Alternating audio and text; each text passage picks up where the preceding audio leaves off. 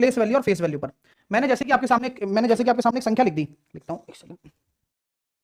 जैसे मैंने लिख दी 678, तो मैं खुद बोलता हूं 678। ये 8 क्या है? 8 आपका एक इकाई अंक है, ठीक है। और यहां 7 क्या है? 7 आपका दहाई है, कहते हैं ना 8 इकाई का, 7 दहाई का और 6 सैकड़ा का।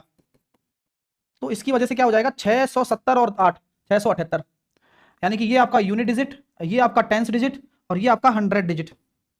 तो ऐसे किसी हर अंक की क्या होती है? प्लेस वैल्यू होती है। जो मैं बात कर रहा हूं इकाई दहाई सैकड़ा, ये प्लेस वैल्यू है। फेस वैल्यू क्या है? वो खुद संख्या होगी। तो इनके नाम क्या क्या हो सकते हैं? जैसे कि फेस वैल्यू है, फेस वैल्यू को क्या बोलते हैं?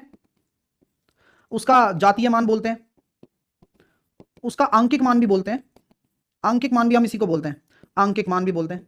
तो हिंदी में ये बोल देते हैं। तो हर कोई संख्या की फेस वैल्यू क्या होता है? वो स्वयं होता है, इटसेल्फ। कोई भी अंक हो उसकी जो अगर आप बात करोगे प्लेस वैल्यू की, वो खुद होगा। सबसे बड़ा चक्कर जो पड़ता है वो पड़ता है प्लेस वैल्यू में। प्लेस वैल्यू होती है स्थानीय मान। हर अंक जहां है उससे उसका स्थानीय मान बनता है। जैसे कि हमने यहां देखा ना कि जैसे 6 वैसे तो फेस वैल्यू में 6 ही है, बट प्लेस वैल्यू में 600 है।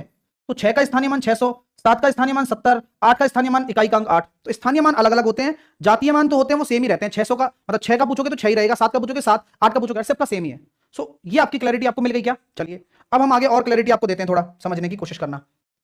तो सर हम इनको कैसे दिमाग में रखें? मैं कहता हूं अगर दशमलव दे दिया जाए, जैसे कि ABCDEF.GHIJK ऐसे दे दिया मैंने, तो यहां हर अंक का एक अपना स्थानीय मान है। जैसे कि ये 10 की घात 0 है इकाई अंक, ये 10 की घात 1 है, ये 10 की घात 2 है, ये 10 की घात 3 है, ये 10 की घात 4 है और ये 10 की घात 5 है। ऐसे आगे भी चलता चला जाएगा, लेकिन हर किसी का क्या होता है?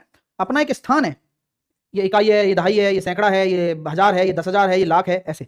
तो 10 की ही क्यों चलते हैं? क्योंकि डेसिमल वैल्यूज हैं सारी, इसलिए चलते हैं। इसी प्रकार अगर मान लो यहाँ दशमलव के बाद की बात करोगे तो जी का क्या हो जाएगा? अब 0 ले लिया ना तो यहाँ -1 से होगा, तो दशमलव के इधर -1, -2, -3, -4 और -5, ऐसे चलता है। क्लियर हो गया सिनेरियो? इस तरह की चीजें हैं। अब इस पर हम क्वेश्चन करने चल रहे हैं।